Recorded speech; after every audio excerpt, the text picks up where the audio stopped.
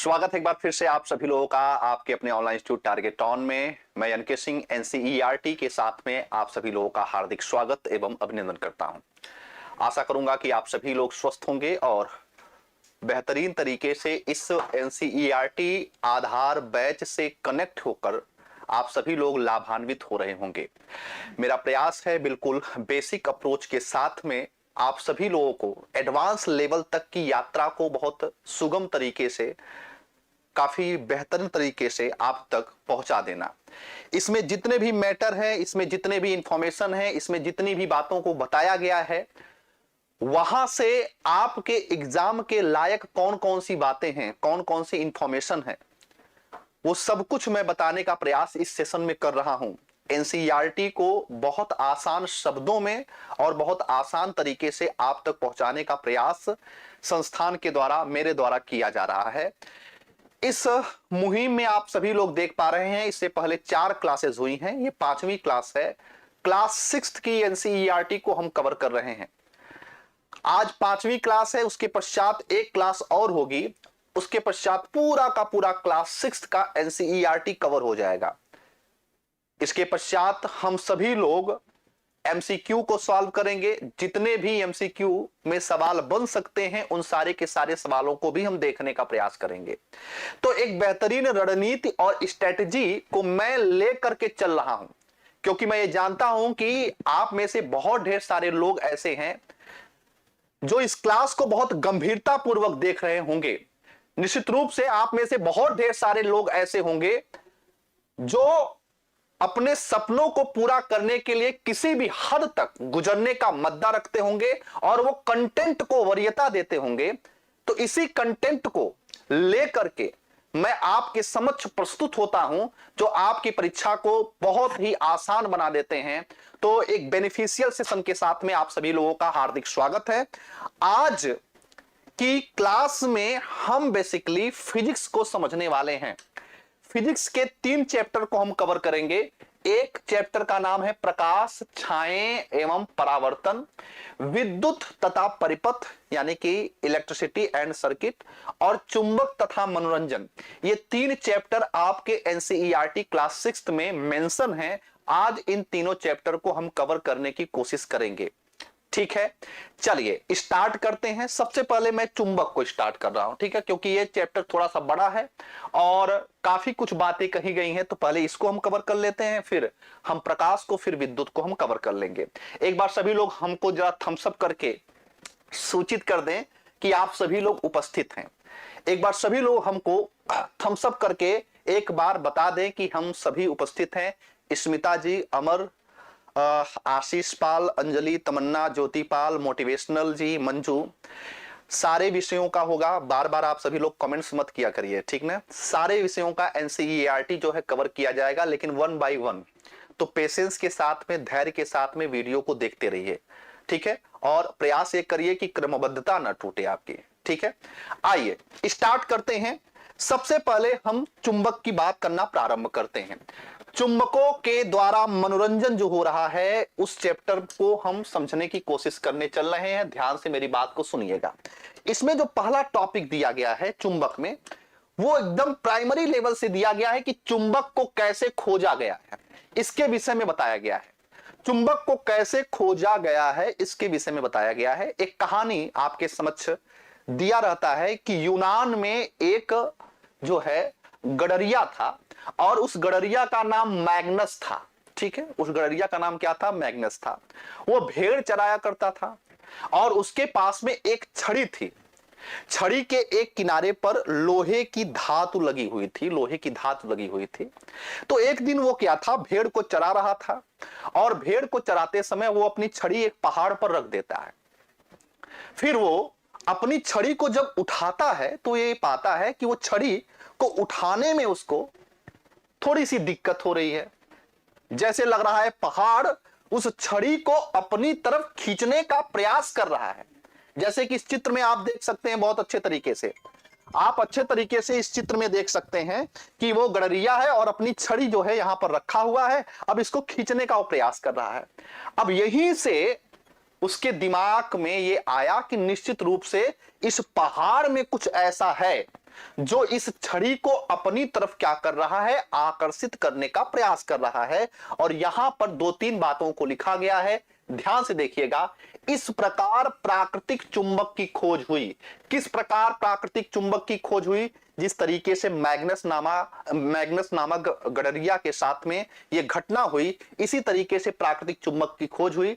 संभवतः, मतलब ये बताया जा रहा है, संभावनाएं प्रकट की जा रही हैं कि उस गडरिये के नाम पर ही उस पत्थर को मैग्नेटाइट कहा गया।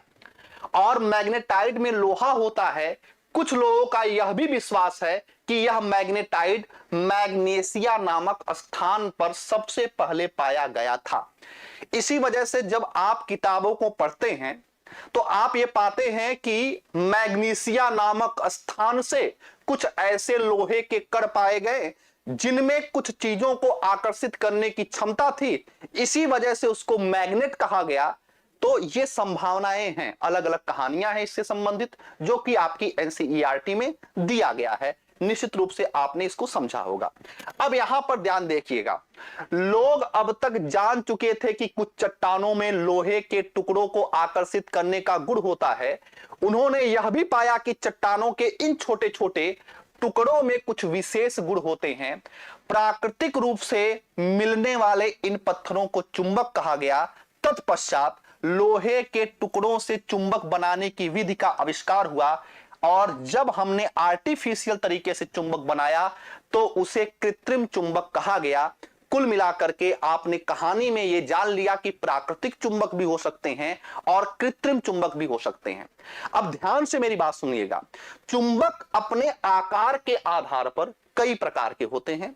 कुछ ऐसे चुंबक होते हैं जिनको छड़ चुंबक कहा जाता है।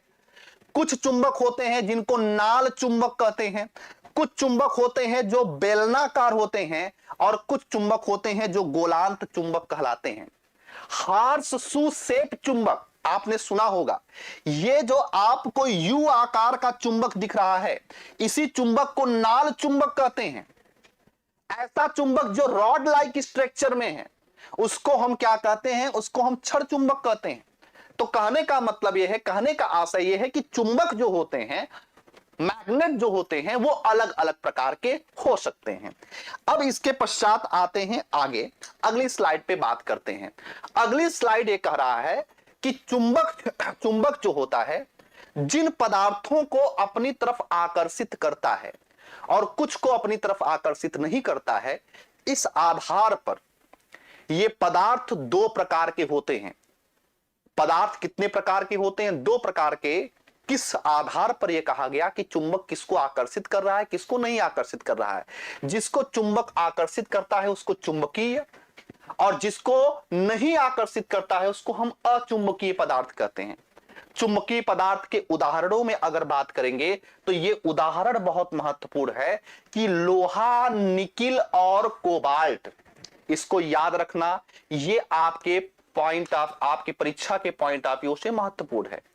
लोहा, निकिल और कोबाल्ट, ये ऐसे तीन धातुएं हैं जो चुंबक से बहुत तेजी के साथ में आकर्षित होते हैं। इन्हें हम चुंबकीय पदार्थ कहते हैं। और जो चुंबक से आकर्षित नहीं होते हैं उन्हें हम क्या कहते हैं? नॉन मैग्नेटिक कहते हैं, यानी कि उसे हम क्या कहते हैं? अचुंबकीय पदार्थ कहते हैं। जैसे कि मिट्टी, आपको समझ में आ गया होगा। अब यहां पर ध्यान से मेरी बात को सुनना। मैं इसी चीज को थोड़ा सा एडवांस लेवल पे बताने की कोशिश कर रहा हूं। मेरा प्रयास ये है कि आपको एनसीईआरटी तो मैं कवर कराऊं ही, साथ ही साथ एडवांस लेवल पे भी चीजों को थोड़ा सा कनेक्ट करता रहूं, ताकि आप एनसीईआरटी की इंपॉर्टेंस को आज के एग्जाम के अप्रोच के साथ में अच्छे तरीके से, बढ़िया से मेल खा सके आपका इंफॉर्मेशन। अब देखिए, जब इस समय आप पढ़ते हैं तो आप कहते हैं कि पदार्थ चुंबक के आधार पर चार प्रकार के होते हैं। एक होता है चुंबकीय या लौह चुंबकीय, या इसी को फेरोमैग्नेटिक कहते हैं। ध्यान सुनना, लौह चुंबकीय या फेरोमैग्नेटिक किसे कहा जाता है? ऐसे पदार्थ, ध्यान सुनना, ये बहुत महत्वपूर्ण है। बहुत बढ़िया आशीष सैटेलाइट जी, अब ध्यान से मेरी बात सुनना। ऐसे पदार्थ जो चुंबक से तुरंत चिपक जाते हैं उन्हें हम क्या कहते हैं, उन्हें हम चुंबकीय या लौ चुंबकीय कहते हैं। इसमें आयरन, निकिल और कोबाल्ट आता है। दूसरा शब्द देखना बहुत महत्वपूर्ण है, अनुचुंबकीय या पैरामैग्नेटिक। अनुचुंबकीय सर किसे कहते हैं?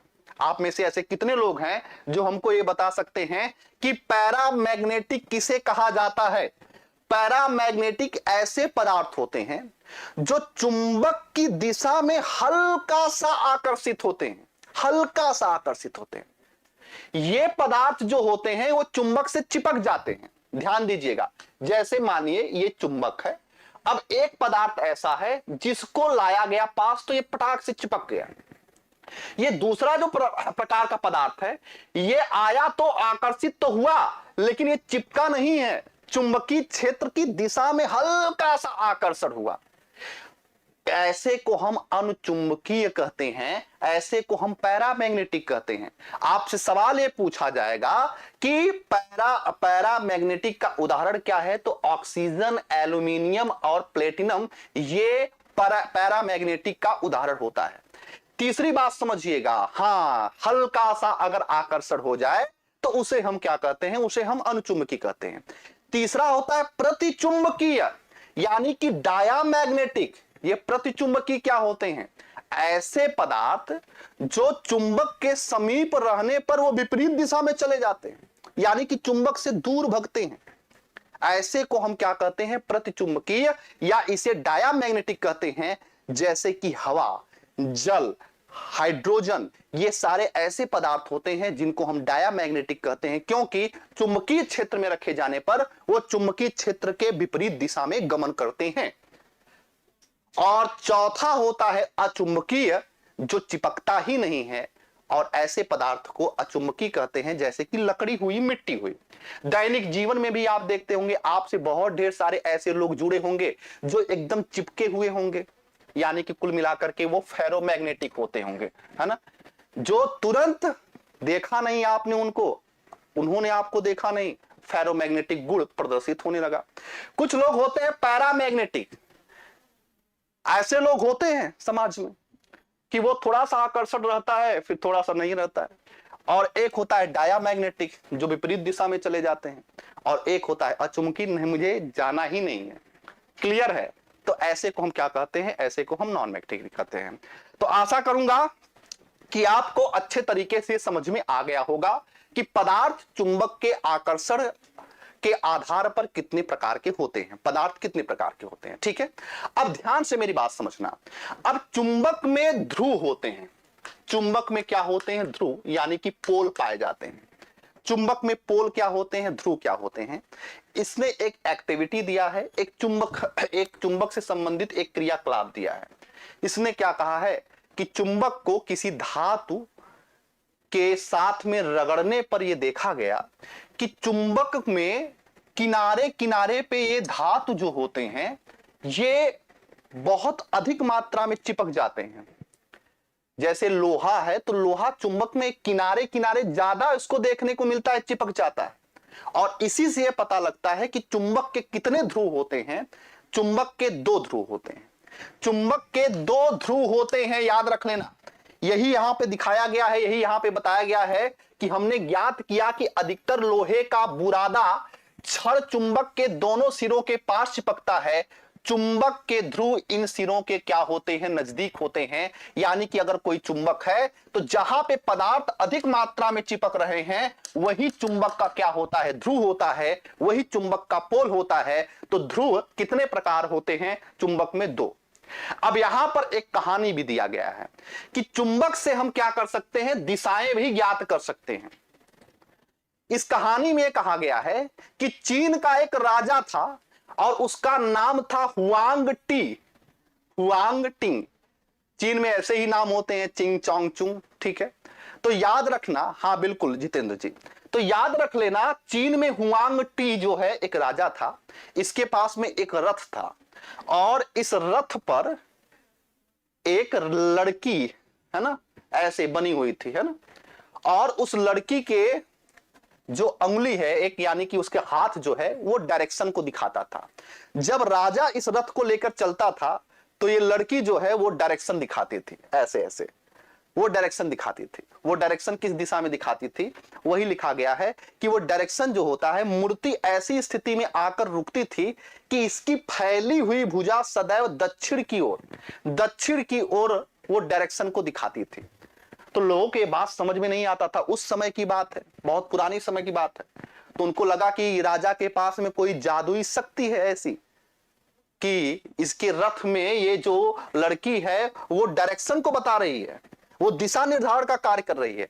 लेकिन आगे चल के पूरी तरीके से ये क्लियर हो चुका था कि वो एक प्रकार का चुंबकीय डायरेक्शन को दिखाने का प्रयास कर रही है। और आप सभी ये जानते हैं कि सभी चुंबक के दो ध्रुव होते हैं, चाहे उनका आकार कैसा भी हो।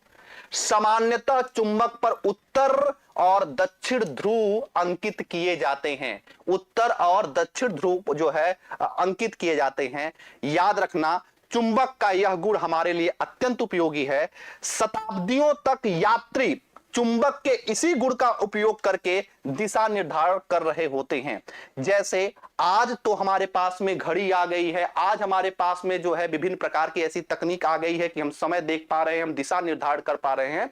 लेकिन पहले के समय के जो नाविक होते थे उनके पास में यही यानी कि इसको हम कहते थे कंपास। इसी कंपास की सहायता से हम क्या करते थे, हम दिशाओं का निर्धारण करते थे।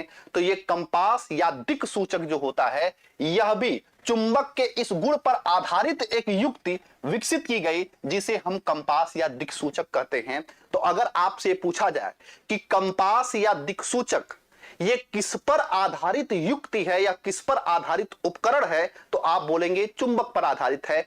क्यों ऐसा मैं कह रहा हूं, इस वजह से मैं ऐसा कह रहा हूं क्योंकि इसकी भी एक खास स्थिति होती है कि विरामा अवस्था पर यह हमेशा और हमेशा उत्तर और दक्षिण यानी कि नॉर्थ और साउथ डायरेक्शन को बताने का प्रयास करती है। यहां पर एक जानकारी एक्स्ट्रा आप अपने दिमाग में ऐड करते चलिएगा कि चुंबक को अगर स्वतंत्र रूप से लटका दिया जाए या छोड़ दिया जाए तो चुंबक हमेशा और हमेशा नॉर्थ और साउथ डायरेक्शन में ही जाकर रुकता है। यानी कि चुंबक को अगर कोई क्षण चुंबक है, अगर उसको हम स्वतंत्रता पूर्वक लटका दें तो हमेशा और हमेशा हम नॉर्थ और साउथ में ही उसके ध्रुव को पाएंगे। तो जिधर उसका नॉर्थ और साउथ डायरेक्शन रहेगा हम आसानी से बता सकते हैं भाई यही नॉर्थ है यही साउथ है। अब यहां पर आगे बढ़ते हैं, आगे की कहानी पे और बात करते हैं। अगली स्लाइड में यह कहा गया है कि हम अपना चुंबक स्वयं बना सकते हैं। हालांकि ये आपके एग्जाम के पॉइंट ऑफ व्यू से महत्वपूर्ण नहीं है, एक एक्टिविटी दी गई है कि आप भी चुंबक बना सकते हो। तो कैसे चुंबक बना सकते हो, इसने बताया है कि एक छड़ चुंबक लीजिए, ये छड़ चुंबक एक लोहा लीजिए, ये लोहा आपने ले लिया। अब इसने कहा है चुंबक को आप बार बार रगड़िए, जैसे इधर से आप इधर रगड़ रहे हैं, फिर आप इधर से इधर रगड़िए, फिर आप इधर से इधर रगड़िए, फिर आप इधर से इधर रगड़िए। ये प्रक्रिया आप करते रहिए 10 से 15 मिनट तक। 10 से 15 मिनट तक अगर आप ऐसे रगड़ते रहें चुंबक को इस लोहे पर, तो इस लोहे में भी चुंबकत्व का गुण आ जाएगा। चुंबकत्व का गुण आने का मतलब यह है कि यह भी चीजों को अपनी तरफ आकर्षित करना प्रारंभ कर देगी, यह भी अपनी तरफ चीजों को आकर्षित करना प्रारंभ कर देगी। यानी कि हम भी चुंबक बनाना सीख लिए हैं। अगर आपको भी चुंबक बनाना है तो इसी प्रक्रिया को अपनाइएगा। लेकिन हां, यह ध्यान रहे कि जब आप चुंबक को रगड़िएगा तो हमेशा नॉर्थ से साउथ या नॉर्थ से साउथ या नॉर्थ से साउथ हमेशा यही डायरेक्शन होना चाहिए, या साउथ से नॉर्थ या साउथ से नॉर्थ या साउथ से नॉर्थ। यानी कि जिस डायरेक्शन से आपने शुरू किया है उसी डायरेक्शन को आप फॉलो करेंगे। चलिए, ये आपके काम के लायक नहीं था। जब हम क्लास 6 में थे तो निश्चित रूप से क्लास 6 का बच्चा बड़ा ही जिज्ञासु होता है, और जब इसने इस टॉपिक को पढ़ा होगा तो निश्चित रूप से उसने ट्राई किया होगा। अगर उसके घर में चुंबक और लोहा रहा होगा तो उसने क्लास 6 के हिसाब से बात किया है कि चुंबक जो है आप बना सकते हैं। अब यहां पर देखिएगा, ये इंपॉर्टेंट टॉपिक है, चुंबकों के प्रति आकर्षण तथा प्रतिकर्षण। ठीक है, चुंबकों के प्रति भी आकर्षण और प्रतिकर्षण होता है। अब ध्यान से मेरी बात को सुनना और समझना। ये यहां पे क्या लिखा गया है इसको छोड़ दीजिएगा, इसका सेंट्रल थीम मैं बताने की कोशिश कर रहा हूं, ध्यान दीजिएगा। अभी तक आपने क्या समझ लिया कि ये चुंबक है और चुंबक के दो पोल होते हैं, एक पोल होता है नॉर्थ, एक होता है साउथ। ठीक है, अच्छी बात है, आपने समझ लिया। अब इसने कहा है कि चुंबकों के ध्रुवों के बीच या चुंबकों के बीच में आकर्षण भी होता है, अट्रैक्शन भी होता है, रिपल्सन भी होता है, यानी कि ये आकर्षित भी होते हैं और प्रतिकर्षित भी होते हैं। इसने क्या कहा, अगर समान ध्रुव हैं, जैसे एक चुंबक ए है और यहां पे एक चुंबक, और यहां पर भी मैं लेता हूं, इधर मैं कर देता हूं साउथ, इधर मैं कर देता हूं नॉर्थ। अब यहां पर अगर ये समान ध्रुव आए, साउथ साउथ के नजदीक आएगा, तो याद रखना हमेशा और हमेशा क्या होगा, हमेशा और हमेशा प्रतिकर्षण होगा। हमेशा और हमेशा क्या होगा, प्रतिकर्षण होगा, दूर जाएंगे ये सभी। लेकिन अगर दो चुंबक हैं, जैसे मान लीजिए ये नॉर्थ है, ये साउथ है, और यहां पर नॉर्थ है, साउथ है, नॉर्थ है, साउथ है, तो अगर ये ध्रुव विपरीत हैं, विपरीत ध्रुव वाले चुंबकों को अगर पास मिलाया जाए, जैसे यहां पे साउथ है, यहां पे नॉर्थ है, विपरीत हैं, तो याद रख लेना इनके बीच में क्या होगा, इनके बीच में आकर्षण होगा, इनके बीच में अट्रैक्शन होगा। यानी कि असमान जो ध्रुव होते हैं वे एक दूसरे को क्या करते हैं, आकर्षित करते हैं, जबकि समान ध्रुव एक दूसरे को क्या करते हैं, वो एक दूसरे को प्रतिकर्षित करते हैं। समान ध्रुव एक दूसरे को क्या करते हैं, प्रतिकर्षित करते हैं, जबकि विपरीत ध्रुव क्या करते हैं, एक दूसरे को आकर्षित करते हैं। ये ठीक उसी प्रकार से मामला है, ये ठीक उसी प्रकार से मामला है जैसा आप विद्युत में पढ़ते हैं। भाई विद्युत का भी कॉन्सेप्ट तो यही होता है, समान आवेश एक दूसरे को समान आवेश एक दूसरे को प्रतिकर्षित करते हैं, यानी प्लस प्लस हमेशा दूर जाएगा, माइनस माइनस हमेशा दूर जाएगा, जबकि विपरीत आवेश एक दूसरे को क्या करते हैं, आकर्षित करते हैं। वही चीज यहां पर दिया गया है कि नॉर्थ साउथ को हमेशा अट्रैक्ट करेगा, लेकिन साउथ साउथ हो या नॉर्थ नॉर्थ हो, वो एक दूसरे को हमेशा क्या करेगा, रिपल करेगा, हमेशा एक दूसरे को क्या करेगा, प्रतिकर्षित करेगा। और चुंबक में ध्रुव होंगे ही होंगे। अभी पीछे आपने पढ़ा है, चुंबक चाहे जैसा हो, छोटा हो बड़ा हो, बिना ध्रुव के आप चुंबक का निर्माण नहीं कर सकते हैं। चुंबक को चाहे एक नहीं, 10 नहीं, 1000 नहीं, लाख टुकड़े में आप तोड़ दीजिए, बिना ध्रुव के आप किसी भी चुंबक की कल्पना नहीं कर सकते हैं। इसीलिए ये पीछे इसने सेंटेंस को लिखा है, यहां पे लिखा गया है, सभी चुंबकों के 2 ध्रुव होते हैं, चाहे उनका आकार कैसा भी हो। याद रख लेना, चाहे उनका आकार कैसा भी हो, बहुत महत्वपूर्ण लाइन है। ऐसा नहीं है कि जैसे अगर मानो इसको इस चीज को थोड़ा सा और समझाने का मैं प्रयास कर रहा हूं। जैसे मान लो ये चुंबक है, आपने इसको तोड़ा तो 2 चुंबक बन गए, एक चुंबक ये बन गया, एक चुंबक ये बन गया। अब ये नॉर्थ, ये साउथ, ये साउथ, ये नॉर्थ बन गया।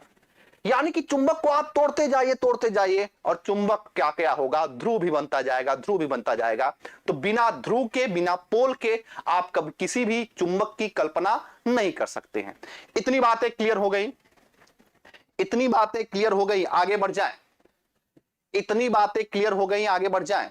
तो आप हमेशा याद रखना कि समान ध्रुव एक दूसरे को क्या करते हैं, आपने यहां पर सीख लिया कि समान ध्रुव जो होते हैं, आपने ये सीख लिया कि समान पोल जो होते हैं, समान ध्रुव जो होते हैं, वे एक दूसरे को क्या करते हैं, वे एक दूसरे को प्रतिकर्षित करते हैं। और अगर असमान ध्रुव हैं, अगर वो क्या हैं, वो असमान ध्रुव हैं, तो याद रख लेना वे एक दूसरे को क्या करते हैं, वे एक दूसरे को अट्रैक्ट करते हैं, वे एक दूसरे को क्या करते हैं, आकर्षित करते हैं। इसको याद रखना। अच्छा, एक चीज याद रखना, चाहे ये चुंबक के विषय में पूछे, चाहे आवेश, अगर ध्रुव ना रहे आवेश भी दे दे तब भी यही कॉन्सेप्ट लगेगा, प्लस प्लस या माइनस माइनस प्रतिकर्षित, प्लस माइनस क्या करेंगे, एक दूसरे को आकर्षित। चलिए अब यहां पर एक बात को ध्यान से समझो। चलिए, बहुत बहुत धन्यवाद अन्नू मौर्य नॉलेज जोन जी। कुछ चेतावनियां दिया गई हैं और ये चेतावनी आपकी परीक्षा में पूछा गया सवाल है, आपकी परीक्षा में पूछा गया सवाल है कि चुंबक के चुंबकत्व को कैसे कम किया जा सकता है। तो याद रखना यहां पर चेतावनियों में क्या दिया गया है, ये 2 पॉइंट आपके लिए बहुत खास है कि यदि चुंबक को क्या किया जाए, गर्म किया जाए और या हथौड़े से पीटा जाए या ऊंचाई से गिराया जाए तो वो अपने गुण को खो देता है। लीजिए भाई, पॉइंट नंबर 1, चुंबक का चुंबकत्व कैसे जाएगा, गर्म करने से चला जाएगा। चुंबक का चुंबकत्व तो कैसे ही जाएगा, पीटने से भी चला जाएगा, और अगर उसको बार बार ऊंचाई से गिराओगे तब भी चुंबकत्व का गुण समाप्त हो सकता है। इस वजह से इस बात को आपको ध्यान में रखना है अच्छे तरीके से, ठीक है, कि चुंबक को गर्म करने से या पीटने से या अधिक ऊंचाई पर गिराने से चुंबक का चुंबकत्व जो होगा वो समाप्त हो सकता है। इसके बाद समझो, यहां पर लिखा गया है चुंबक को गर्म करने पे, हथौड़ों से पीटने से और ऊंचाई से गिराने पर वो क्या होता है, वो अपने गुण को खो देता है। इसको आपको याद रखना है, ठीक है। अब यहां पर एक बात और लिखा है कि यदि चुंबकों को उचित रखरखाव न हो तब भी समय के साथ छीड़ हो जाते हैं। छड़ चुंबकों को सुरक्षित रखने के लिए उनके जोड़ों के असमान ध्रुवों को पास पास रखना चाहिए। यानी कि यह भी एक सावधानी दिया गया है कि हमेशा अगर दो छड़ चुंबक को आपको पास पास में रखना है तो हमेशा उनको उनके असमान ध्रुवों को पास पास रखना चाहिए, समान ध्रुव को नहीं रखना चाहिए। दो अगर चुंबक को रखना है, जैसे ये चुंबक नंबर 1 है, नॉर्थ है साउथ है, और ये चुंबक नंबर 2 है, ये नॉर्थ है साउथ है, तो हमेशा और हमेशा असमान ध्रुवों को पास पास रखना चाहिए, यानी साउथ के साथ में नॉर्थ को रखना चाहिए, तब जाकर चुंबकत्व का गुण क्या रहेगा, बना रहेगा। ये 4 चीजें मैंने आपको बताया है। चारों चीजों को आपको ध्यान में रखना है कि चुंबक को गर्म नहीं करना है, दूसरी बात चुंबक को पीटना नहीं है, तीसरी बात चुंबक को ऊंचाई से गिराना नहीं है, चौथी बात चुंबक के समान ध्रुवों को पास पास नहीं रखना है। इतनी बातें समझ में आ गई है? नहीं, बिल्कुल नहीं जितेंद्र जी, इतनी बातें समझ में आ गई हैं, ठीक है। अब यहां पर एक बात और समझ आया, नाल चुंबक का भंडारण करने के लिए इसके ध्रुवों के संपर्क में लोहे का एक टुकड़ा रखना चाहिए। नाल चुंबक का मतलब क्या होता है, नाल चुंबक का मतलब ये जो यू आकार का मैंने बताया है, ये हार्स शू जैसा लाइक स्ट्रक्चर का होता है, तो इसके साथ में लोहे का टुकड़ा जो है टुकड़ा रखना चाहिए। अब यहां पर पहले सारांश को समझ लेते हैं, फिर प्रमुख शब्द पे आएंगे।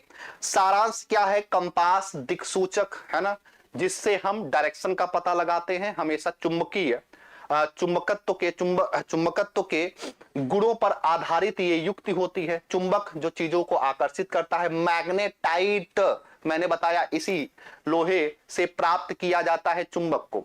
मैग्नेटाइट का फॉर्मूला जरूर आप याद रखेंगे, Fe3O4 होता है, Fe3O4 होता है।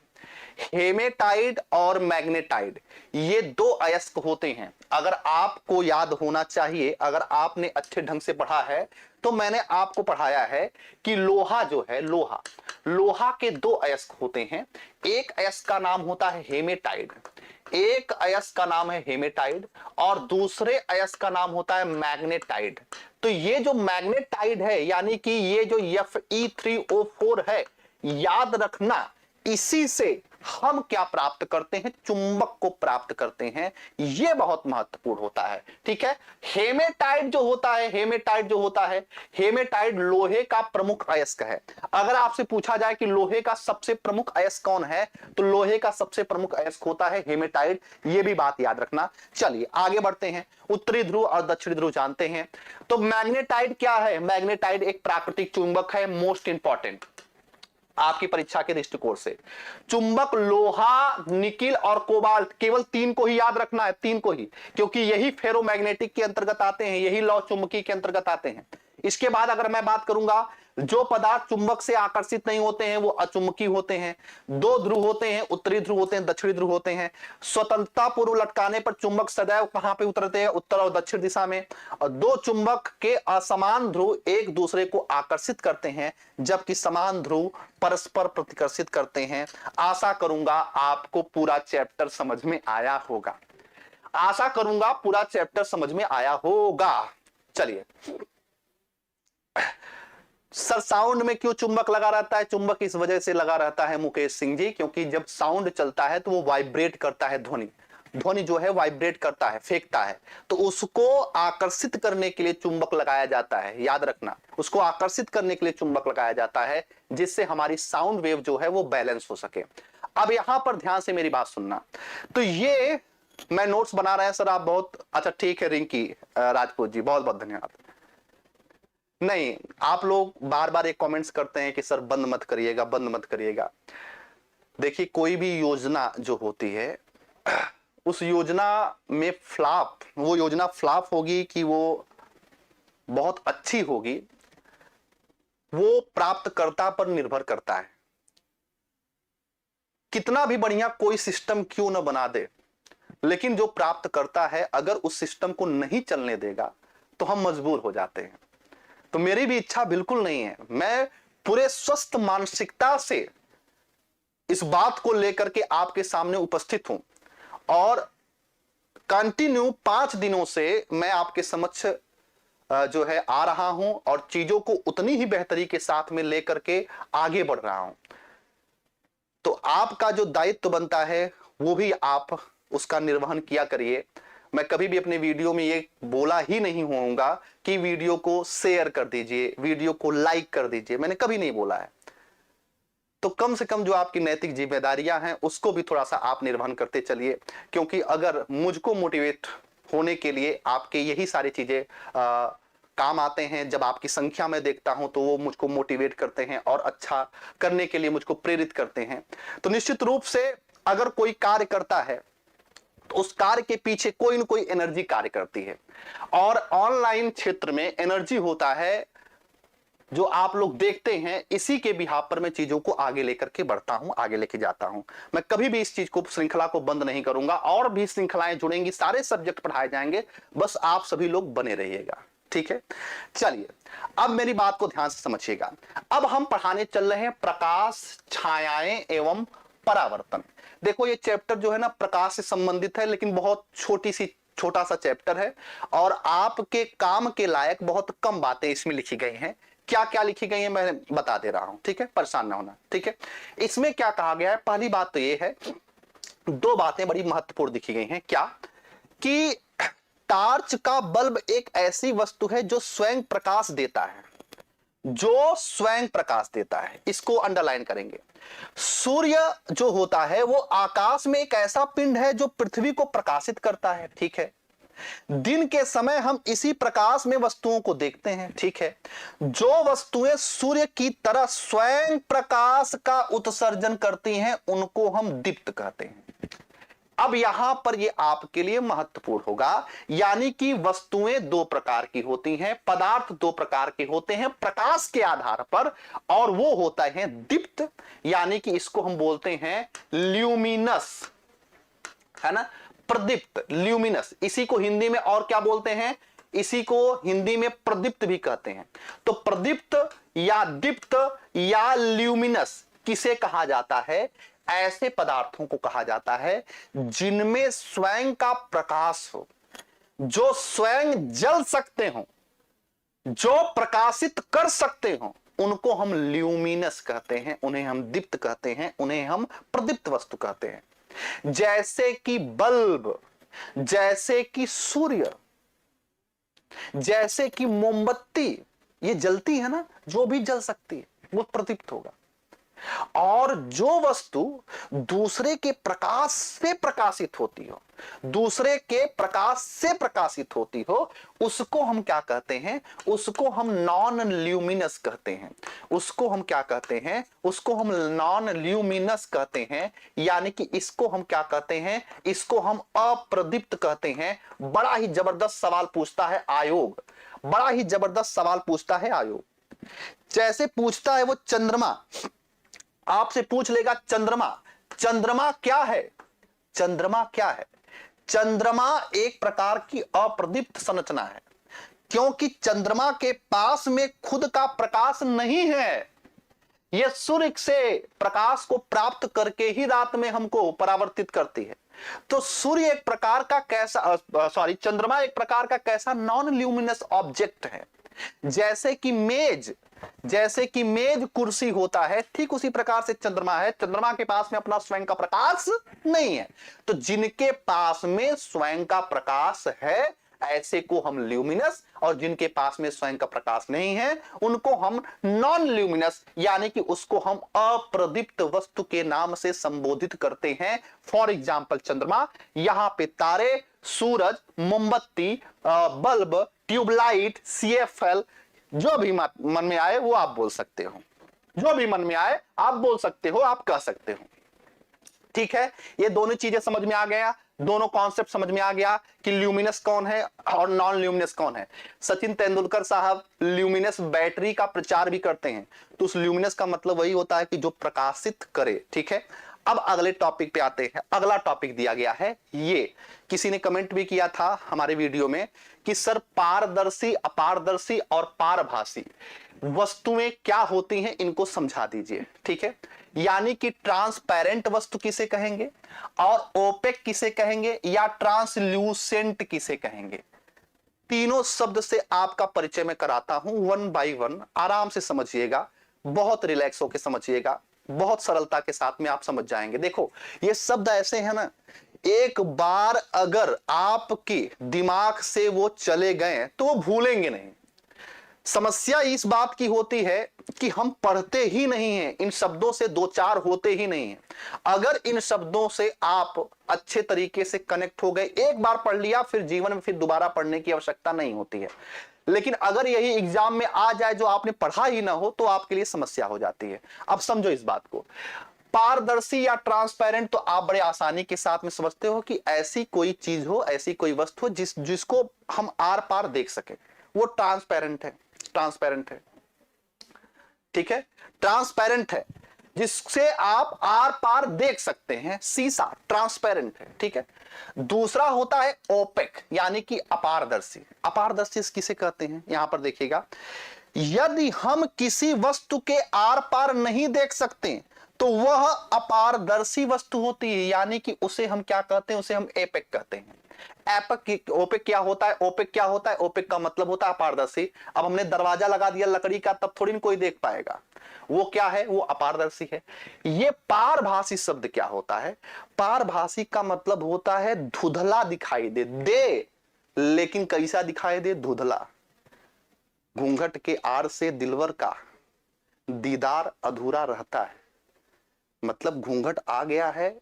कवि ये कहना चाह रहा है कि वो घूंघट क्या है, वो ट्रांसल्यूसेंट है, सही से दिलवर का दीदार नहीं हो रहा है, वो ट्रांसल्यूसेंट है। घूंघट हटे तब जाकर बात बनेगी। तो ट्रांसल्यूसेंट का मतलब अगर धुंधला दिखाई दे रहा है, धुंधला दिखाई दे रहा है, ठीक है, तो उसे हम कहते हैं पारभासी। कुछ वस्तुओं से आर पार देख तो सकते हैं परंतु बहुत स्पष्ट नहीं, ऐसी वस्तुओं को पारभासी कहते हैं। इसी को हम क्या कहते हैं, इसी को हम ट्रांसल्यूसेंट कहते हैं। तो समझ में आ गया ट्रांसल्यूसेंट। ट्रांसल्यूसेंट का मतलब क्या होता है, पारभासी का मतलब क्या होता है, पारभासी का मतलब होता है जिससे हमें दिखाई तो दे लेकिन क्या हो, धुंधला दिखाई दे। और पारदर्शी का मतलब आर पार देख सकते हैं, अपारदर्शी का मतलब होता है जिससे हम आर पार ना देख सकें। ये तो बहुत आसान सा कॉन्सेप्ट है, आपको समझ में आ गया होगा। ठीक है, ये आपको समझ में आ गया होगा। ठीक है, अब बात करते हैं आगे। ठीक है, अब बात करते हैं आगे। चलो अब बढ़ते हैं आगे। अगला एक कॉन्सेप्ट है जिसमें ये कहा गया है, बताया गया है, सूची छिद्र कैमरा। मेरा विश्वास है कि बहुत ढेर सारे लोग इस शब्द का मतलब, हाँ, पेपर पर तेल गिर जाए, बिल्कुल पेपर पर अगर तेल गिर जाए, वही एग्जाम्पल ही दिया गया है, लोधी जी वही एग्जाम्पल ही यहां पर दिया गया है, वही यहां पर एग्जाम्पल दिया गया है कि अगर तेल गिर जाएगा तो वो दिखाई नहीं देगा। ठीक है, हम अपने काम की चीजों को निकालने का प्रयास कर रहे हैं। मैंने बताया है कि मैं एनसीईआरटी पढ़ा तो रहा हूं, लेकिन मैं आपके तरीके से पढ़ा रहा हूं, यानी कि कॉम्पिटिटिव अप्रोच से पढ़ा रहा हूं कि आप किस तरीके से परीक्षा में अपने सवालों को सॉल्व करेंगे, वहां से चीजों को लेकर के मैं जोड़ रहा हूं। अब एक है सूची छिद्र कैमरा। सूची छिद्र कैमरा का मतलब होता है pin hole camera. Pin hole camera एक ऐसी युक्ति होती है, बस इतना याद रखना, एक ऐसी युक्ति होती है जिसकी सहायता से हम सूर्य के प्रकाश को देख सकते हैं बिना चौधियाए हुए। सूर्य के प्रकाश को हम देखते हैं चकमक चकमक करता है, नहीं देख सकते हैं। लेकिन अगर सूची छिद्र कैमरा है हमारे पास, एक पिन होल कैमरा है हमारे पास में, तो हम बड़े आसानी से देख सकते हैं। करना कुछ नहीं होता है, एक डिवाइस होती है, डिवाइस बना सकते हैं, इसमें एक बीच में छेद कर दिया जाता है, तो वो जो प्रकाश की चकमकाहट होती है वो दूर हो जाती है। अभी मैं इसमें यहाँ पे आगे आऊंगा तो मैं सारांश में यहाँ पे बताऊंगा। लिखा गया है, देख लीजिए, पहले इसको पढ़ लीजिए। साधारण सामग्री से सूची छिद्र कैमरा को बनाया जा सकता है। इसका उपयोग सूर्य तथा अतिदीप्त वस्तुओं के प्रतिबिंब को देखने में किया जाता है। यानी कि सूर्य हो या अतिदीप्त, यानी कि जो बहुत तेजी के साथ में जो प्रकाशित हो, ऐसी वस्तुओं को देखने के लिए हम पिन होल कैमरा का उपयोग करते हैं। ठीक है, तो यह बात आपको समझ में आ जाना चाहिए। ठीक है, हाँ ठीक है। अब ठीक है जीनत अफरोज जी, बड़े दिनों बाद। अब यहां पर ध्यान समझना, दर्पण और परावर्तन एक कॉन्सेप्ट है, दर्पण और परावर्तन, और बड़ा आसान सा जो है एक प्रयोग किया गया है कि क्या होता है दर्पण। अब यहां पे एक बात तो समझ लो कि दर्पण में हमेशा और हमेशा क्या होता है, परावर्तन होता है। ये एक कॉन्सेप्ट आपकी परीक्षा के लिए बड़ा महत्वपूर्ण है कि दर्पण जो होता है, दर्पण हमेशा और हमेशा परावर्तन की घटना पर कार्य करता है, रिफ्लेक्शन की घटना पर कार्य करता है। और लेंस जो होता है, लेंस लेंस लेंस लेंस आगे चलकर पढ़ेंगे अगली कक्षा में। तो लेंस जो होता है, लेंस अपवर्तन की घटना पर कार्य करता है। लेंस जो होता है वो किस घटना पर कार्य करता है, वो अपवर्तन की घटना पर कार्य करता है। तो दर्पण परावर्तन, लेंस अपवर्तन की घटना पर कार्य करता है। इस चीज को आपको याद रखना है। दर्पण से जब प्रकाश टकराता है, परावर्तित होता है, तब जाकर चीजें हमको दिखाई देती हैं। हमारी आंखें भी परावर्तन की घटना की वजह से ही देख पाती हैं वस्तुओं को। आपको भले ही लगता होगा कि हम अपनी आंखों की सहायता से वस्तुओं को देखते हैं, गलत बात। हम अपनी आंखों की सहायता से नहीं देखते हैं, हम प्रकाश के परावर्तन की वजह से वस्तुओं को देखते हैं। आपके पास में आंखें तो रात में भी होती हैं, तो क्या आप रात में वस्तुओं को देख सकते हो? भगवान ने आंख दिए हैं, रात में जाओ देखो अंधेरे कमरे में, देख पाओगे? नहीं देख पाओगे। क्यों नहीं देख पाओगे? क्योंकि रात में परावर्तन नहीं होता है। परावर्तन होने के पश्चात हमको वस्तुएं दिखाई देती हैं, आंखें होने के पश्चात हमको वस्तुएं नहीं दिखाई देती। तो यह भ्रम हटा दीजिएगा कि आंखों की वजह से हम वस्तुओं को देखते हैं, गलत। हम परावर्तन की वजह से वस्तुओं को देखते हैं। जैसे मानो इस पेन को मैं कैसे देख पा रहा हूं, जब प्रकाश इस पेन से टकराकर परावर्तित होकर मेरी आंखों पे आ रहा होगा, परावर्तित होकर के मेरी आंखों पर आ रहा होगा, तो हमारी आंखों में, रेटिना में इसका प्रतिबिंब बन रहा होगा, प्रतिबिंब उल्टा बन रहा होगा, और इसी उल्टे प्रतिबिंब को ब्रेन के द्वारा सीधा किया जा रहा है। अगर यहां से प्रकाश का परावर्तन होना बंद हो जाए तो पेन यहीं पे रहेगा, लेकिन दिखेगा नहीं हमको। इसी वजह से उल्लू क्यों रात में देखते हैं आशीष पाल जी, इसका उत्तर आगे मैं दूंगा कि उसमें रॉड सेल पाई जाती हैं। भाई अभी कक्षा 6 के विद्यार्थी हैं आप लोग, ज्यादा एडवांस बनने की कोशिश मत करो। मैं बार बार कह रहा हूं, अभी कक्षा 6 हम पढ़ा रहे हैं, 7 में चलेंगे, 8 में चलेंगे, 9 में चलेंगे, तब दिमाग थोड़ा सा आपका खुलेगा। ठीक है, अभी कक्षा 6 के विद्यार्थी ही बने रहे तो हमारे लिए ये ज्यादा अच्छा होगा, बेहतर होगा। अगर आप हमारा साथ देंगे तो मैं क्लास 12 तक दिमाग में लेकर चल रहा हूं, वहां तक मैं कवर करूंगा। अब ध्यान से मेरी बात को समझना। पहले जब हम रात में जाते हैं तो हम टार्च लेकर जाते हैं और टार्च वस्तु पर जलाते हैं। हम अपनी आंखों को प्रकाशित नहीं करते हैं, हम अपनी आंखों को प्रकाशित नहीं करते, वस्तु को, क्योंकि वस्तु पर जाएगा प्रकाश तो परावर्तित होकर के क्या होगा, हमको दिखाई देगा। तो वही चीज यहां पर लिया गया है, यहां पर लिया गया है। देखो क्या किया गया है कि ये आप हैं, ये आप हैं, ठीक है, और एक वो है, ये शीशा लिए हुए हैं, और एक कोई आपका मित्र है, यहां पर मित्र है आपका। तो जब आप टार्च उनके शीशे पर जलाते हैं तो ये प्रकाश क्या होता है, रिफ्लेक्ट होकर मित्र के पास में जाता है। तो कहा जाता है यही घटना जो होती है, इसी को क्या कहते हैं, इसी को परावर्तन कहते हैं। इसी को हम क्या कहते हैं, परावर्तन कहते हैं। यहां पर एक जो बहुत महत्वपूर्ण पॉइंट बनता है वो ये कि प्रकाश सरल रेखा के अनुदिश गमन करता हुआ दर्पण से परावर्तित हो जाता है। यानी कि जब भी प्रकाश चलेगा, याद रखना, जब भी प्रकाश चलेगा हमेशा और हमेशा सरल रेखा में चलेगा, हमेशा और हमेशा सीधी रेखा में चलेगा, कभी भी इधर उधर नहीं हो सकता है। तो चलिए, प्रमुख शब्द क्या होता है, दीप्त। जिनके पास में खुद का प्रकाश हो, बैठे बैठे उत्तर बोलते रहो, बुदबुदाते रहो, ठीक है। दीप्त जिसमें खुद का प्रकाश हो। दर्पण परावर्तन की घटना पर आधारित होता। अपारदर्शी जिससे हम जिसके आर पार न देख सके, सूची छिद्र कैमरा जिससे हम सूर्य या दीप्त वस्तुओं को देख सकते हैं, परावर्तन प्रकाश का वापस लौटना, छाया जो है बनती ही है, पाराभासी का मतलब होता है जो धुंधला दिखाई देता है, पारदर्शी का मतलब जो होता है जिससे आर पार हम देख सकते हैं। अब यहां पर पॉइंट को देखिएगा, अपारदर्शी वस्तुएं प्रकाश को अपने से होकर नहीं जाने देती हैं, पारदर्शी वस्तुएं प्रकाश को अपने से होकर जाने देती हैं और इनसे दूसरी ओर रखी हुई वस्तु को स्पष्ट देख सकते हैं। पारभासी वस्तुओं प्रकाश के कुछ भाग को ही अपने से होकर जाने देती हैं। जब प्रकाश के पथ में कोई अपारदर्शी वस्तु आ जाती है तो क्या बनती है? छाया। छाया, ये बात बड़ी महत्वपूर्ण लिखी गई, इसको थोड़ा सा जानिए, इसको थोड़ा सा समझिए। जब प्रकाश के पथ में कोई अपारदर्शी वस्तु आ जाती है, प्रकाश के पास में कोई अपारदर्शी वस्तु आ जाती है तो बनती है क्या? छाया। जैसे प्रकाश, जैसे आप कभी रात में आप प्रयोग कर सकते हैं, जैसे आप टार्च लीजिए और अपने हाथ को यहां पर रखो, टार्च जितना दूर हाथ रहेगा उतने की क्या बन जाएगी? छाया बन जाएगी। तो छाया बनने के लिए आवश्यक क्या होता है? जब प्रकाश के पथ में कोई अपारदर्शी वस्तु आ जाए, यानी प्रकाश जिसके आर पार न बन जाए, तभी जाकर क्या होती है? तभी जाकर के शैडो बनती है, तभी जाकर क्या होती है? तभी जाकर छाया बनती है। ठीक है, हाँ। और यहां पर याद रखना, दर्पण परावर्तन से हमें स्पष्ट प्रतिबिंब प्राप्त होता है। प्रतिबिंब छायाओं से अधिक भिन्न होते हैं। प्रकाश हमेशा और हमेशा क्या होते हैं? सरल रेखा में गमन करता है। तो आशा करूंगा आपको ये चैप्टर भी समझ में आ गया होगा। बस इतनी सी बातें थी प्रकाश के चैप्टर में। तो 2 चैप्टर हमने कंप्लीट कर लिए, चुंबक और दूसरे नंबर पे प्रकाश। तीसरा जो है चैप्टर आज हम कवर करने चल रहे हैं, विद्युत और परिपथ। विद्युत और परिपथ, ठीक है, इलेक्ट्रिसिटी एंड सर्किट। विद्युत और परिपथ क्या है? बहुत छोटी सी और बहुत प्राइमरी जानकारी यहां पर भी क्लास 6 के बुक में दिया गया है। मैं सेंट्रल थीम आपको बताते चल रहा हूं।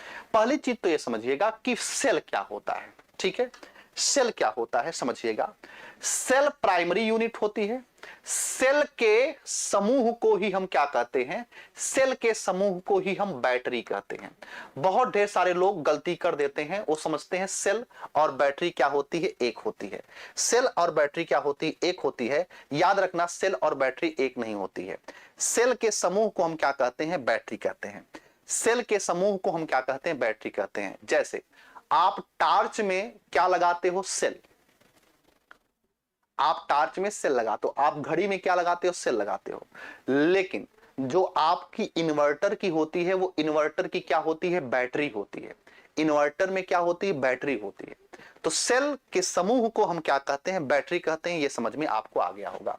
अब यहां पर विद्युत सेल से संबंधित एक बात को और समझना कि विद्युत सेल जो होता है, इसमें एक बात को हमेशा याद रखना, विद्युत सेल में हमेशा क्या होता है? विद्युत सेल में हमेशा और हमेशा एक रासायनिक ऊर्जा होती है। पहले इसको समझ लीजिए, पढ़ लीजिए कि टार्च के बल्ब को विद्युत सेल से मिलती है। विद्युत सेल का उपयोग विद्युत स्रोत के रूप में अलार्म घड़ी, कलाई घड़ी, रेडियो, कैमरा, अन्य युक्तियों में किया जाता है। क्या आपने विद्युत सेल को ध्यानपूर्वक देखा है? आपने यह देखा होगा कि इसकी ओर एक धातु की टोपी और दूसरी ओर धातु की डिस्क होती है। क्या आपने विद्युत सेल के ऊपर धन और माइनस यानी कि पॉजिटिव और ऋणात्मक सिरा देखा है? याद रखना, हमेशा कोई भी और कोई अगर विद्युत सेल है तो उसमें 2 टर्मिनल होते हैं, एक पॉजिटिव टर्मिनल होता है, एक निगेटिव टर्मिनल होता है। यहां पे यह पॉइंट बहुत महत्वपूर्ण है कि विद्युत सेल में संचित रासायनिक पदार्थों से विद्युत उत्पन्न कर सकते हैं, विद्युत उत्पन्न कर सकते हैं। यानी कि इस सेल का काम क्या होता है? इस सेल का काम होता है रासायनिक ऊर्जा को विद्युत ऊर्जा में कन्वर्ट करना। रासायनिक ऊर्जा को विद्युत ऊर्जा में कन्वर्ट करने का कार्य जो है वो कौन करता है? वो सेल किया जाता है। सेल के द्वारा ही रासायनिक ऊर्जा को विद्युत ऊर्जा में कन्वर्ट करने का काम किया जाता है। वो अलग बात है कि मैं प्राइमरी लेवल पे ये सारी चीजें मैं बता रहा हूं। जब मैं एडवांस लेवल पे बात करूंगा तो मैं यहां पे बताऊंगा कि सेल 2 प्रकार के होते हैं, एक प्राथमिक सेल होता है, एक द्वितीयक सेल होता है। इसको भी समझ लीजिए, 2 प्रकार के सेल होते हैं, एक प्राथमिक सेल होता है और एक द्वितीयक सेल होता है। प्राथमिक सेल जो होते हैं ये दोबारा यूज नहीं किए जा सकते, दोबारा यूज नहीं किए जा सकते हैं। और ये जो द्वितीयक सेल होते हैं वो बार बार यूज किए जा सकते हैं, बार बार यूज किए जा सकते हैं, बार बार यूज किए जा सकते हैं। जैसे आपके टार्च में जो बैटरी है, जो सेल है, वो एक बार समाप्त हो गया तो हो गया, अब उसका दोबारा उपयोग आप नहीं कर सकते। लेकिन याद रखना, आपके इन्वर्टर के पास में एक बैटरी है। अब इन्वर्टर के पास में जो बैटरी है उसको बार बार आप प्रयोग में लाते हो, तो ऐसे सेल को या ऐसी बैटरी को हम द्वितीयक कहते हैं, और जिसको एक ही बार प्रयोग में लाते हैं उसको हम क्या कहते हैं, प्राथमिक कहते हैं। अब यहां पर चलते हैं अगली स्लाइड पे। अगली स्लाइड में ये कुछ बल्ब के विषय में महत्वपूर्ण जानकारियां दिया गया है। क्या दिया गया इसको समझ लीजिए। कुल मिलाकर के इसका सेंट्रल थीम ये है कि भाई एक टार्च यहां पर दिया गया है कि टार्च का एक बल्ब है, ठीक है, और उसकी भीतरी दृश्य को दिखाया गया है। इसमें यह दिखाया गया है कि ये जो धातु की संरचना होती है, इसी धातु की संरचना में टर्मिनल लगे होते हैं। टर्मिनल का मतलब वही पॉजिटिव और निगेटिव। और इस धातु में जो जलता है, यानी कि जो दीप्त वस्तु होती है, उसी को हम तंतु कहते हैं। इसी को हम क्या कहते हैं, इसी को हम फिलामेंट कहते हैं। फिलामेंट कहते हैं। इस क्लास 6 की बुक में यह भी नहीं बताया गया है कि ये जो फिलामेंट है, ये फिलामेंट किसका बना होता है। अगर बल्ब है तो ये फिलामेंट डब्लू किसका चिन्ह होता है, ये टंगस्टन का होता है, तो ये टंगस्टन का बना होता है।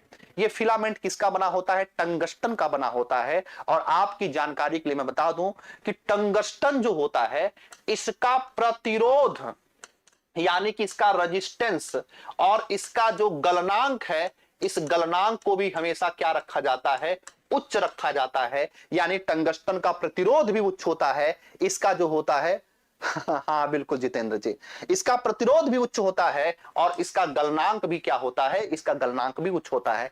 क्या है प्रतिरोध, क्या है गलनांक, हम आगे आने वाली कक्षाओं में हम सीखने का प्रयास करेंगे। एक ये है कि विद्युत परिपथ किसे कहते हैं। तो परिपथ का मतलब एक मुद्दा यहां पे समझने का प्रयास करिएगा। यहां पे कुछ चित्र दिए गए हैं। परिपथ का मतलब क्या होता है, सर्किट का मतलब क्या होता है। जैसे बैटरी है और यहां पे कोई बल्ब है। अब यहां से एक पॉजिटिव सिरे से इसको जोड़ दिया गया, एक निगेटिव सिरे से इसको जोड़ दिया गया। अब ये पूरा का पूरी जो संरचना आपको दिखाई दे रही है, ये पूरी की पूरी जो संरचना दिखाई दे रही है, इसी को हम क्या कहते हैं, परिपथ कहते हैं। इसी पूरी संरचना को हम क्या कहते हैं, इसी को हम सर्किट कहते हैं। सर्किट याद रखना, कहीं से भी कटा नहीं होना चाहिए। यानी कि कहीं भी अगर क्लोज्ड सर्किट है, बंद सर्किट है, तभी विद्युत धारा का प्रवाह हो सकता है। ओपन सर्किट में विद्युत धारा का प्रवाह नहीं हो सकता है। कहीं से भी अगर कटिंग होगा तो याद रखना, कभी भी परिपथ जो ओपन परिपथ है उसमें विद्युत धारा का प्रवाह नहीं हो सकता। इसी वजह से कहा गया है विद्युत परिपथ विद्युत सेल के दो टर्मिनलों के बीच विद्युत प्रवाह विद्युत धारा के संपूर्ण पथ को दर्शाता है। संपूर्ण पथ को दर्शाता है, यानी कि बल्ब के दोनों टर्मिनलों और विद्युत धारा का जो संपूर्ण पथ है, इलेक्ट्रिसिटी कहां से कहां तक जा रहा है, इसके पूरे पथ को दर्शाने वाला क्या होता है, इसी को हम सर्किट कहते हैं। और बहुत महत्वपूर्ण जानकारी मैं आपके लिए यहां पे लेके आया हूं। विद्युत धारा की दिशा विद्युत सेल के पॉजिटिव टर्मिनल से माइनस टर्मिनल की ओर होती है। ये जानकारी तो आप मोस्ट इंपॉर्टेंट कर लेना, ये जानकारी मोस्ट इंपॉर्टेंट कर लीजिएगा, आपके लिए बहुत महत्वपूर्ण होता है। इसको मैं थोड़ा सा आसान बना रहा हूं, और अगर आप ये सीख गए तो विश्वास मान के चलिएगा, आपने जीवन में बहुत बड़ा कॉन्सेप्ट समझ लीजिए सीख गए। क्योंकि अक्सर लोग कंफ्यूज होते हैं कि विद्युत धारा की दिशा क्या होनी चाहिए, विद्युत धारा का डायरेक्शन क्या होना चाहिए, उनको यह समझ में नहीं आता है। तो विद्युत धारा का डायरेक्शन मैं समझाने की कोशिश कर रहा हूं। मान लीजिए यहां पे कोई चालक है, चालक तार है। अब हम ये देखते हैं कि कैसे इसमें विद्युत धारा प्रवाहित होती है, कैसे इसमें विद्युत धारा प्रवाहित होती है। मान लीजिए इसको हमने बैटरी से जोड़ा, बैटरी का ये सिंबल होता है। अब हमने इसको जोड़ दिया, अब हमने जोड़ा जब इसको, तो ये जो लंबी डंडी होती है इसको पॉजिटिव, ये जो है छोटी डंडी जो होती है इसको निगेटिव कहते हैं। अब इसको समझना ध्यान से, ये पॉजिटिव, ये भी सीधा हो जाएगा, ये भी पॉजिटिव और ये भी क्या होगा, निगेटिव। तो विद्युत धारा आप किसे कहते हो, flow of electron is called electricity. यानी कि आवेशों का प्रवाह या इलेक्ट्रॉनों का प्रवाह ही क्या होता है, विद्युत धारा होता है। आवेशों का प्रवाह या इलेक्ट्रॉनों का प्रवाह ही क्या कहलाता है? विद्युत धारा कहलाता है। तो भाई इलेक्ट्रॉनों का प्रवाह विद्युत धारा कहलाता है, तो ये बताओ इलेक्ट्रॉन किधर से किधर मूव करेंगे? ध्यान दो, थोड़ा सा कमेंट्स को बंद कर दो और ध्यान दो। अगर मैं कहूंगा इलेक्ट्रॉन को फ्लो करना है, तो इलेक्ट्रॉन किधर से किधर फ्लो करेगा? इलेक्ट्रॉन हमेशा और हमेशा माइनस से प्लस की तरफ जाएगा, यानी कि ये जाएगा इधर से इधर, माइनस से प्लस की तरफ चलेगा। अब आप कहेंगे सर क्यों चलेगा माइनस से प्लस? क्यों क्यों? इस वजह से बाबू, क्योंकि इलेक्ट्रॉन पर माइनस आवेश होता है और समान आवेश एक दूसरे को प्रतिकर्षित करते हैं। तो इलेक्ट्रॉन कभी भी इधर माइनस की तरफ नहीं जाएगा, प्रतिकर्षित हो जाएगा। ये हमेशा और हमेशा पॉजिटिव की तरफ जाएगा, ये हमेशा और हमेशा पॉजिटिव की तरफ जाएगा। और आप ये पढ़ते हो कि जो विद्युत धारा होती है वो इलेक्ट्रॉनों के विपरीत होती है, इलेक्ट्रॉनों के विपरीत होती है। इलेक्ट्रॉनों के विपरीत दिशा, इलेक्ट्रॉनों की विपरीत दिशा, ये इलेक्ट्रॉनों की विपरीत दिशा जो होती है ये विद्युत धारा की दिशा होती है। तो अगर इलेक्ट्रॉन माइनस से प्लस चल रहा है तो विद्युत धारा हमेशा और हमेशा कैसे चलेगा? हमेशा और हमेशा कैसे चलेगा? पॉजिटिव टू निगेटिव चलेगा। कैसे चलेगा? पॉजिटिव टू निगेटिव चलेगा। तो याद रख लेना, विद्युत धारा की दिशा याद रख लेना, विद्युत धारा की दिशा हमेशा पॉजिटिव टू निगेटिव की ओर, विद्युत धारा हमेशा इलेक्ट्रॉनों के विपरीत दिशा में चलती है, विद्युत धारा हमेशा high voltage to low voltage चलती है। ये तीन बातें याद रखना। पहली क्या है? पहला क्या मैंने बताया? इलेक्ट्रॉनों के विपरीत दिशा होगी। दूसरी बात मैंने आपको क्या बताया? पॉजिटिव टू निगेटिव होगी, पॉजिटिव टू निगेटिव। और तीसरी बात मैंने क्या बताया? तीसरी बात हमने बताया कि high to low voltage, high to low voltage, high to low voltage याद रखना। यानी कि उच्च विभव से निम्न विभव की ओर विद्युत धारा का गमन होगा। तो लीजिए मैंने पूरा सॉर्ट आउट कर दिया, केवल यहां पे यही लिखा गया था विद्युत धारा की दिशा विद्युत सेल में पॉजिटिव टर्मिनल से निगेटिव टर्मिनल की ओर जाती है, पॉजिटिव टर्मिनल से निगेटिव टर्मिनल की ओर जाती है। पूरा गुत्थी मैंने आपको सुलझाकर बता दिया कि विद्युत धारा की दिशा कैसी होती है। आशा करूंगा आपको पूरी चीजें समझ में आई होंगी। ठीक है, यहां पर कुछ चीजें दी गई हैं, विद्युत चालक और विद्युत रोधक, यानी कुछ ऐसे पदार्थ होते हैं जिसमें विद्युत चलता है उसे विद्युत चालक कहते हैं, और जो विद्युत को जाने नहीं देता है उसको इंसुलेटर कहते हैं, उसको इंसुलेटर कहते हैं, यानी कि उसको विद्युत रोधक कहते हैं। पंकज भारद्वाज भाई मेरे न्यूमेरिकल आएगा, न्यूमेरिकल भी कराएंगे। जो है क्लास 6 में मेंशन उस पर मैं बात कर रहा हूं। ठीक है, अभी तो यहां पर लिया गया है कि आपने पूरी की पूरी चीजों को आपने समझ लिया है। आशा करूंगा कि आपको चीजें समझ में आई होंगी। अब जैसे उसने दिया गया है कि सिक्का हुआ, कार्क, रबड़, कांच, चाबियां, पिन, प्लास्टिक, स्केल, लकड़ी का गुटका, एल्यूमिनियम, सिलाई मशीन, सुई, ये सब दिया गया है कि किसमें किसमें विद्युत का प्रवाह हो सकता है, किसमें विद्युत का प्रवाह नहीं हो सकता। यहां पे लिखा गया है जो पदार्थ विद्युत धारा का प्रवाह होने देते हैं वो विद्युत चालक, और जो विद्युत रोधक होते हैं वो अपने अंदर विद्युत धारा का प्रवाह नहीं होने देते हैं। इसी को आगे चल करके हम स्पष्ट भाषा में क्लियर करने का प्रयास करेंगे। एक होते हैं विद्युत के सुचालक और दूसरे होते हैं विद्युत के कुचालक। ठीक है, सारांश देखिएगा फटाफट। क्या है? विद्युत सेल विद्युत का एक स्रोत है, सही बात है। दूसरी बात क्या है? विद्युत सेल में दो टर्मिनल होते हैं, एक पॉजिटिव दूसरा निगेटिव। विद्युत बल्ब में एक फिलामेंट होता है जिसमें टर्मिनलों से जुड़ा होता है। फिलामेंट किसका बना होता है? बोलते रहो, टंगस्टन, W। ठीक है, विद्युत धारा प्रवाहित होने पर विद्युत बल्ब क्या होता है? जलता है। बंद विद्युत परिपथ में विद्युत धारा विद्युत सेल एक टर्मिनल से एक दूसरे टर्मिनल के प्रवाहित होती है। ये बंद शब्द बड़ा महत्वपूर्ण है, बंद शब्द बड़ा महत्वपूर्ण है। कभी भी खुले परिपथ में विद्युत धारा का प्रवाह नहीं हो सकता है, ओपन सर्किट में विद्युत धारा का प्रवाह नहीं हो सकता है, याद रखना है आपको। स्विच एक सरल युक्ति होती है जो विद्युत धारा के प्रवाह को रोकने या प्रारंभ करने के लिए परिपथ को तोड़ता है अथवा पूरा करता है। स्विच तो आपको पता ही होगा। जिन पदार्थों से होकर विद्युत धारा प्रवाहित होती है उसे विद्युत चालक, और जिनसे नहीं होकर चलती है उसे विद्युत रोधक कहते हैं। तो ये था आज का पूरा मामला, ये था आज का पूरा मामला। आशा करूंगा कि आप सभी लोगों को क्लास समझ में आई होगी। ठीक है, आप में से बहुत ढेर सारे लोग हैं जो कमेंट्स करते हैं, सच बताइए, सच बताएं तो उसी कमेंट्स के माध्यम से हमको ऊर्जा मिलती है। जब मैं पढ़ता हूं उन कमेंट्स को तो मुझे ऐसा लगता है कि नहीं, ये क्लास कंटिन्यू रहनी चाहिए, इस क्लास को कंटिन्यू किया जाएगा। तो आज की क्लास कैसी लगी उसको भी आप जरूर बताइएगा। प्रयास मेरा है, एक क्लास और बची है, ठीक है। कल वाटर, जल का एक टॉपिक है और एक कूड़ा कचरा प्रबंधन करके एक टॉपिक है, उसको भी, और वायु के घटक, 3 चैप्टर अभी बचे हुए हैं। कल उन तीनों चैप्टर को कवर कर लेंगे। उसके पश्चात परसों एमसीक्यू सॉल्व करा देंगे, एमसीक्यू सॉल्व करा देंगे। फिर जो है क्लास 7 की बारी, धीरे धीरे करके, धीरे धीरे रे मना, धीरे धीरे धीरे धीरे हम सब काम करेंगे।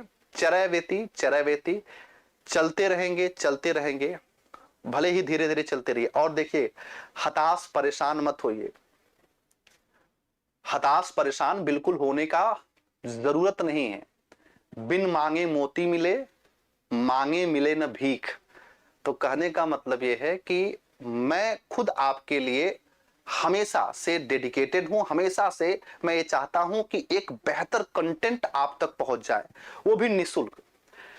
लेकिन उस निःशुल्क का मान रखिएगा। ऐसा मत सोचिएगा कि नहीं सर यूट्यूब पे पढ़ा रहे हैं, निःशुल्क पढ़ा रहे हैं तो सर इसमें कोताही बरतेंगे। विश्वास मानकर चलिएगा, इसके लिए मैं कहीं ज्यादा मेहनत करता हूं आपके लिए। और एक बार अगर 15 दिन भी अगर कंसंट्रेट होके पढ़ोगे ना, क्लास 6 से आपको कितना नॉलेज इनहेंस होगा वो तो आप खुद ही बताइएगा कमेंट्स बॉक्स में। जब सोच कर देखिए, जब 7, 8, 9, 10 आप ऐसे पढ़ लोगे ना तो कुछ बचेगा ही नहीं यार। सारे सब्जेक्ट के पढ़ डालो तो उसके बाद कुछ भी पढ़ने की आवश्यकता ही नहीं। एनसीईआरटी एक ऐसी खास चीज होती है, जान लीजिए आपके पास में अमोघ बाढ़ मिल गया है, ब्रह्मास्त्र आपके पास में मिल गया है। तो पढ़ना महत्वपूर्ण नहीं होता है, सही तरीके से पढ़ना महत्वपूर्ण होता है। और सही तरीके से जब तक आप नहीं पढ़ेंगे तब तक तो सिलेक्शन होने से रहा है। पढ़ते तो सभी लोग हैं लेकिन सिलेक्शन सबका थोड़ी ना हो जाता है। क्यों नहीं सिलेक्शन होता है? हम भी, आप भी, सभी लोग मेहनत कर रहे हैं अपने अपने स्तर पर, लेकिन सबका सिलेक्शन नहीं होगा, ये सत्य। जिनका सिलेक्शन होता है उनकी स्ट्रेटजी अलग प्रकार की होती है। इसी वजह से कहा जाता है जीतने वाले कोई अलग काम नहीं करते हैं, वह उसे अलग ढंग से करने का प्रयत्न करते हैं। तो अलग ढंग का मतलब क्या है? अलग ढंग का मतलब है हमें अपने पढ़ने के तौर तरीके में, अपनी स्ट्रेटजी में, अपनी रणनीति में अलग तरीके से बदलाव करने की जरूरत है। हमें मंथन करने की आवश्यकता है, हमें पुनर्विचार करने की आवश्यकता है। जो तरीका हम पढ़ रहे हैं वो तरीका हमारा सही है कि बस ऐਵੇਂ ही पढ़ते जा रहे हैं? मूल्यांकन कभी आपने किया है? कभी आप थम कर, रुक कर सोचने का प्रयास किया है कि जो 1 साल पहले तैयारी हमने प्रारंभ किया था, आज हम कहां तक चले हैं? हमारी मंजिल जो है अभी कितना दूर है? हम सही रास्ते पर हैं या नहीं हैं? ये सारी चीजें आपको सोचना पड़ेगा। और यही आपको एक सामान्य विद्यार्थी से एक सेलेक्टेड स्टूडेंट तक की गैप को वो कम करने का प्रयास करेगा। ठीक है? हाँ, जानता हूं जितेंद्र जी। चलो भाई, मिलते हैं। अब पीडीएफ कहां मिलेगा? इसी क्लास के पे आप जाएंगे तो लिंक दिया गया है, टेलीग्राम से आप जुड़ जाइए, पूरा पीडीएफ आपको सेंड कर दिया जाएगा। चलिए मिलते हैं नेक्स्ट क्लास में, यानी कि कल। बहुत बहुत धन्यवाद। अपनी प्रतिक्रिया आप जरूर दीजिएगा। Thank you.